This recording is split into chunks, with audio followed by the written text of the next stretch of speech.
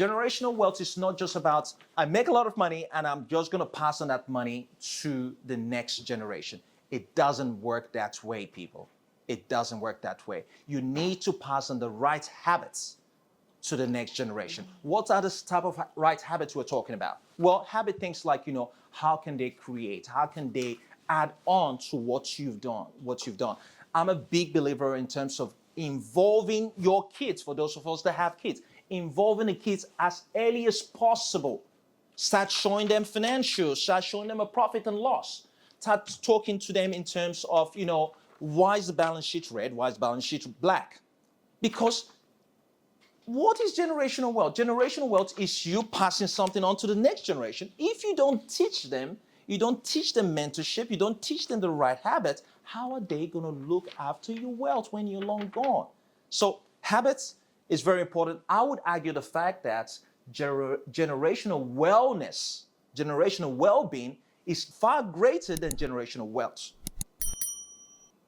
Because I can pass you wealth without the right habits. What do you think you're going to do with that wealth? You're going to destroy it in your generation. Your next generation won't even see it. So I'll say generational wellness, generational well-being is way important. Compounding, very straightforward. We're going to try and move as fast as we possibly can. So I'm not going to touch it. Compounding is basically how long can you hold on to an asset? The longer you can hold on to it, either being in as simple as compounding savings accounts or what is it called, term deposits or real estate, and it compounds in equity over time. It keeps growing. The longer you can hold on to it, the better. Investing is all about the long-term play. We're not talking about quick wins here. What I'm talking about is got nothing to do. I invest in Bitcoin, tomorrow it's gone up in value by 500%. That's not what I'm talking about. What I'm talking about is long-term play, and that's where compounding interest comes in. Strategy. We all know what strategy. If you got no strategy, you got no plan, you're wasting your time. Then you're playing on someone else's strategy, right? We're going to go into that a little bit longer. And relationship, your network. Right now, we're here in this room. You're not here in this room alone. Hint, hint. You're not here in this room alone just to come listen to me talk. Collins Mayaki is a global mentor and owner of multiple successful businesses. Collins Mayaki is a visionary speaker dedicated to personal growth and coaching sales teams to enhance company profitability. And family man to the core. He is the owner of multiple successful businesses. His mentoring extends to individuals, aspiring business leaders, guiding them in transforming their ideas into successful ventures. And is dedicated with a focus on both personal and professional growth, driving economic growth through innovative business strategies. Join Collins on this journey to turn aspirations into reality, fostering success worldwide. You're here in this room to network. Unfortunately, most of you that are online are online because you couldn't make it here. But I would strongly urge you guys to try and find ways on how you can connect. Relationship is everything. Your network is everything.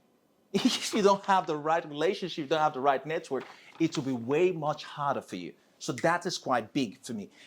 Guys, feel free to jump in, ask me if you need any kind of clarification. I'll be more than happy to discuss that with you. Now, I love this particular section, and most of you may have heard this or may have seen this. This is not my saying. I borrowed this from someone else. My grandfather walked 10 miles to work every day. My father walked 5 miles. I drive a Cadillac. My son is in a Mercedes. My grandson will be in a Ferrari, but my great-grandson will be walking again. Why is that? Very simple. Most generation wealth never pass the right habits to the next generation. They didn't pass the right behavior. They didn't pass the right attribute. They didn't teach the next generation what they need to do next properly. So that's why they say hard times create strong men. Strong men create good times.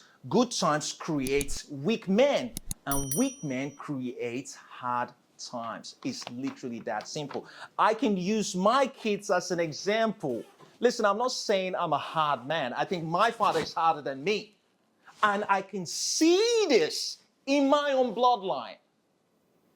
I can literally see it. The things my father, my parents can endure, I don't even know if I could endure it. The things I could endure, I don't think my son can endure it. So what this means is, guys, we need to raise warriors. It is war. I love what that other lady said. It is war. It's a constant challenge. Because think about it. You've worked 40 years, 50 years, whatever amount of time to accumulate this wealth. Would you feel happier to know your kids, your next generation are fully equipped to be able to carry on the family legacy, the family mantle to the next generation? Well, that's what I mean by you have to create warriors. You got to create kids, the next generation that are so strong mentally, spiritually, emotionally, physically. It is war. It is tough. If not, someone is just going to come in that's way tougher than them and take all your asset away from them. That's simple. It's literally that simple.